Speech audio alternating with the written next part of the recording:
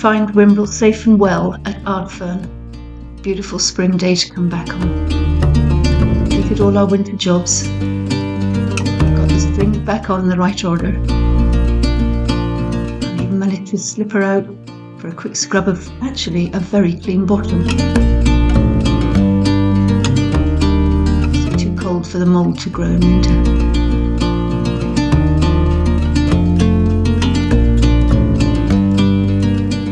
Time we were putting it back together again, we had a chance to go for some beautiful long walks and picnics. We really did have good early spring weather. Although, as you can see from the trees, not a lot of leaf has yet set.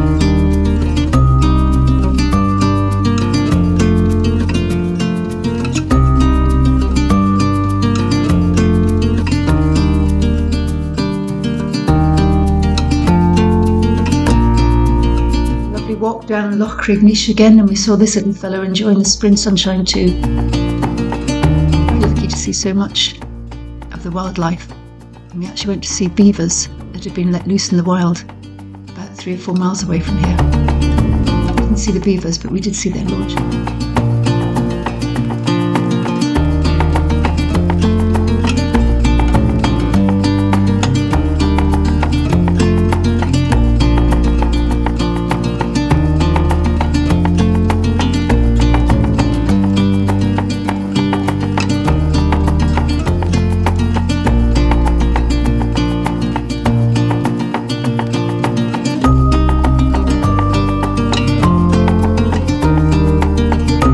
Set sail on April the 12th. It's still quite early in the season, as you can see from the snow on the hills just the other side of the Sound of Lewing. We did have a good shakedown sail that day and ended up in Puldoran, which surprisingly had quite a few yachts in, but then the rain came down the next day. And so we sailed across to Loch Aline the next morning, and there in that beautiful anchorage which we had entirely to ourselves, we changed our plans, and instead of going east about Scotland, we decided to go through the Caledonian Canal. The next day, beautiful but cold, seriously cold, we sailed up Loch Linnhe towards Fort William. We didn't sail actually, we motored all the way, there wasn't a breath of wind. And Fort William gives the starting point, or Corpach here, gives a starting point for the Caledonian Canal.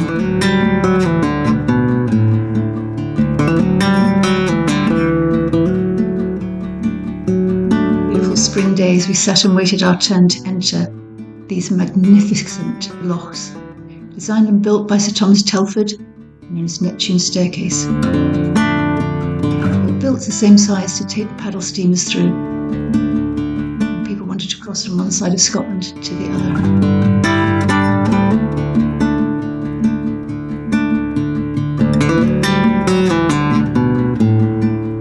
Some lovely days in the loch and in the canal itself.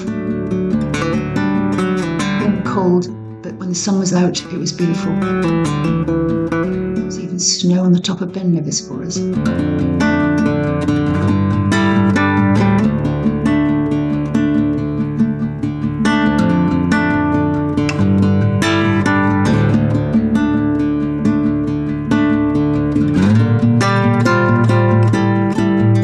Out to Inverness and then took a long trip up the Moray Firth to Lossiemouth. And these are the magnificent rock structures just stranded on the beach, hewn over time. And then we crossed over the Moray Firth to Whip. Very different rock structures here, far more granite-like and aggressive, still eaten away over the years.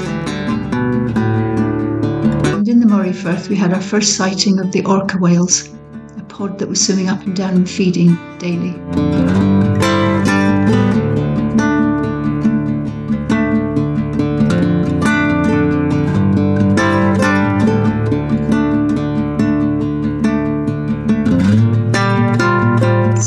our plans to get to Orkney Islands. And this is an amazing sight, the Nordlink ferry that really is a lifeline for the Orcadians. And here she's fighting the tide, although you wouldn't know it. Probably about an 8-knot tide at that stage. A sound of hoy to come into Stromness. These are the beautiful clean back streets of Stromness itself. And the 6th of May, the King's coronation, which we celebrated in style as the only visiting yacht.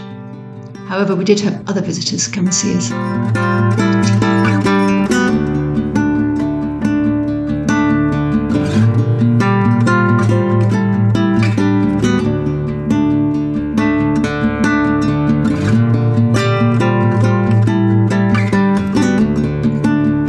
Stromness and came down through the fearsome tides through the Einhallow Sounds to see Schaffensee. And we anchored there, or we used a buoy there for the night.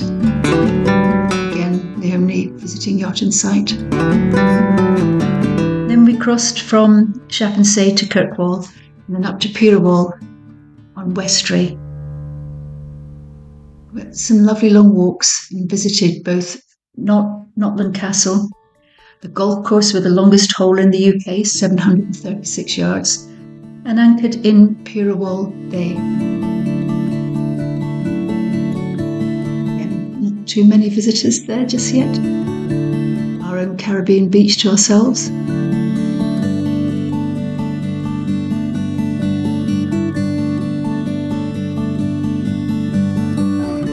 Before leaving Stromness, though, we did go and visit the museum there, and of course Skara Brae. But when we got a weather window, we left and went to, tried to get back to the mainland, but we stopped in Talamine Bay in the Kyle of Tongue before rounding the fearsome Cape Wrath. The tail end of a storm that had come in from the west.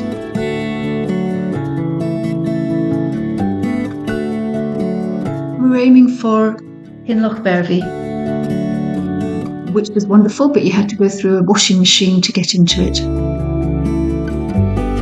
And once there, again, we managed to get out some lovely long walks because we were storm-bound for a few days along these beautiful Caribbean-style beaches.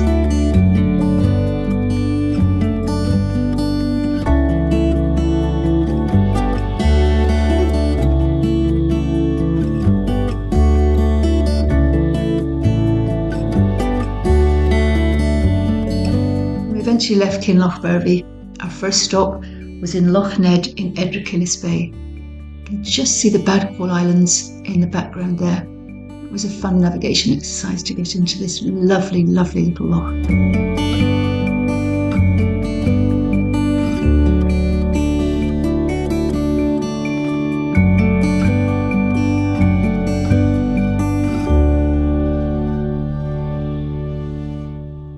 Just stayed the one night because again we had a wonderful weather window for a good sail down to probably our most favourite anchorage in the whole of Scotland. This is Loch Roe. It's an oasis of calm and peace, and we had 2 days here walking in the sunshine just at the end of May. Spring was certainly beginning to arrive. The trees had leaves on them, grass was looking a little greener. The sea was a beautiful blue. And in some places a beautiful green with those lovely white sands underneath. A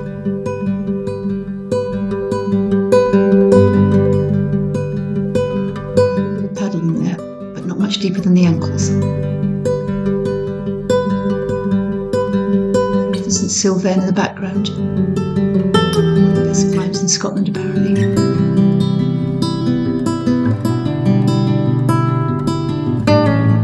Company here, lots and lots of seals, a little otter in the background you can see, and the seals all had their small family with them now. They serenading us on a regular basis.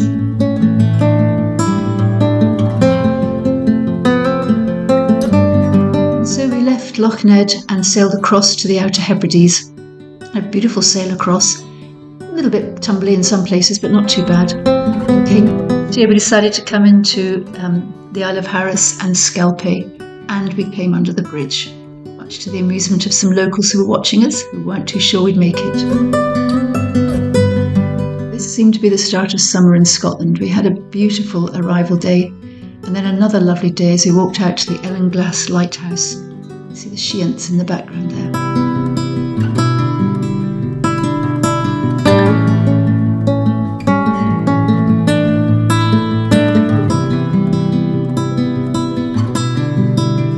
And sailing down the east coast of the Outer Hebrides, we saw guillemots and razorbills, we saw puffins, some skuas. We had amazing sailing days. All the rugged rocks of the Hebrides.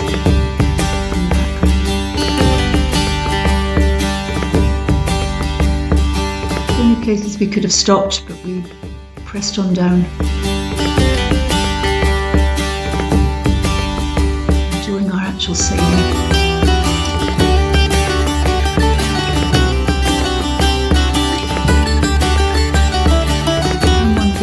They all go eventually. We did go into Loch Skiport and we stayed in Careless Moor just up from the Wizard Pool as it's called. Again, a lovely peaceful night in 11 metres, so you just drop the chain and sat there in southeast. We did watch a family of otters being attacked by birds because they had a little kit with them. Watched them very carefully. We tied them in and mother managed to get the kit away to safety. It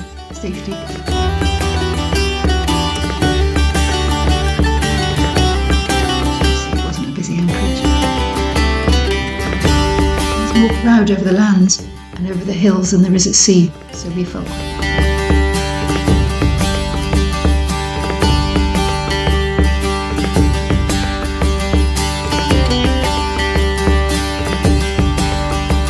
Whimbrel down to Castle Bay because we needed to come home for a couple of weeks. She was tucked away safely on the edge of Barra and we took the ferries home.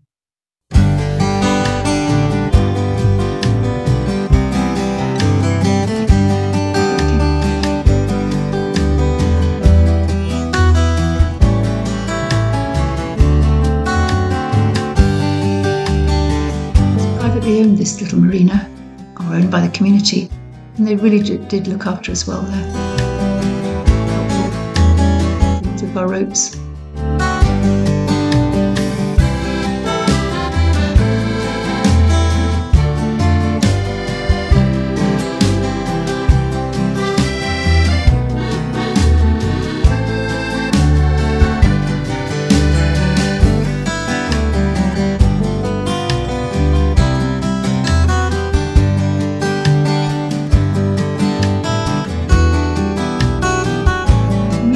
To Castle Bay and picked up Whimbrel and sailed across the Minch again. Luckily it was reasonable weather. We had some winding, some sails and some motor sailing. And we crossed the Isle of Muck, the smallest of the small isles as they're called, small isles as they're called. Wonderful views there in the background. One is a wee bit too flat to have seen. And then looking across to Malay Ganaraseg, very fertile land. It's the most fertile of the small isles. And they have cattle on there. But then we returned to Tobermory for a couple of days and had a wonderful sail up the Loch Sunart.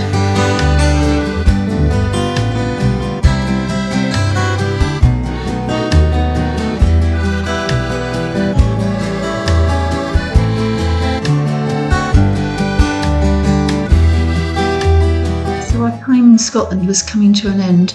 Whilst we were in Tobermory, we did see the start of the round of the island race. However, it didn't go around the island because they had 45 knots of wind. So it just went up and down the sound with the spinnakers up in the 35 knots of wind or so. You can see from the sky how amazing the weather was that day.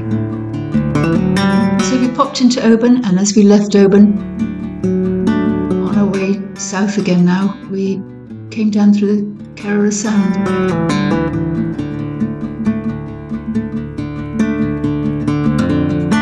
Again down through the Sound of Lewing, making sure we got the tides right this time, because it is a narrow bit of water and there's an awful lot of water that has to go through there. So without much effort, we were going through at some speed. and another lovely day.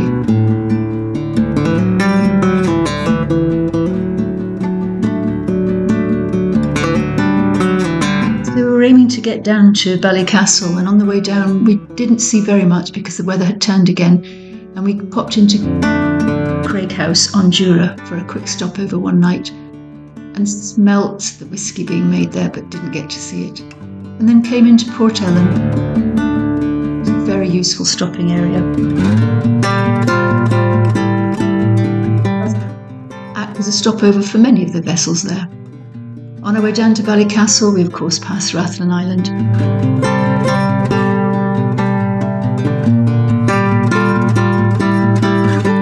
Looking down the Antrim coast from Ballycastle.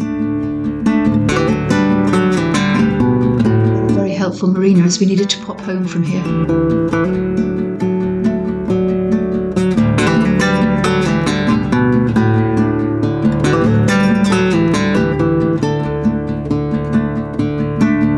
When we stayed in Ballycastle for a while, we went over to Bushmill. This is one of the original salmon spawning streams. I saw a salmon leaping up it at one stage, but I'm not entirely sure, didn't catch it on camera. Of course, being where we were for a while, we went out to see the Giant's Causeway and the magnificent rock structures there. You can see it was quite busy with people, but it really was an amazing sight.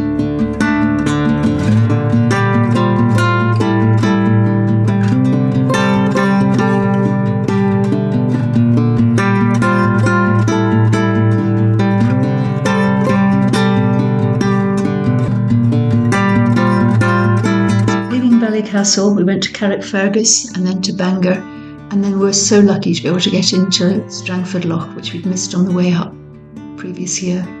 It really is a delightful sailing ground, rather shallow in some places, and we got to Coyle Yacht Club, friendly people helping us there. And you do have to make sure you get the tides right for coming in and coming out of there.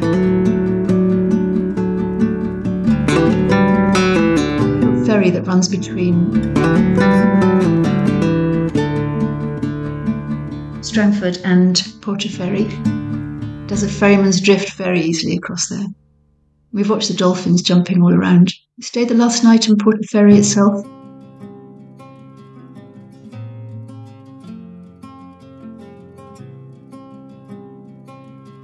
Before heading out and ever southward. On the way back, we popped into a couple of places, tucked into Ardglass for one night just to give ourselves a breather. It really is a small marina or small area marina when you see it from the sky. Quite tight to get in and out of. So we popped into Howth in Dublin and then also into Arklow. Really gave us a good starting or jumping off point for our long trip south.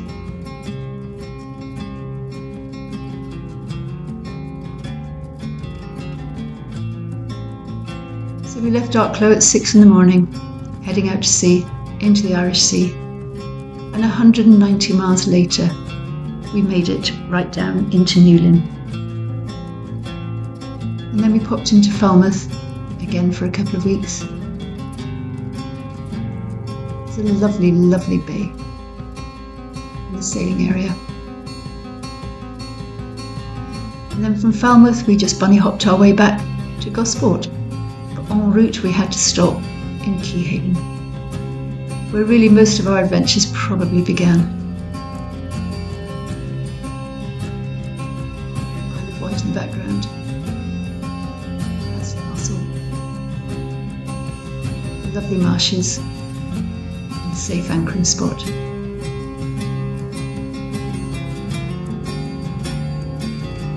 So ends our second year in Scotland.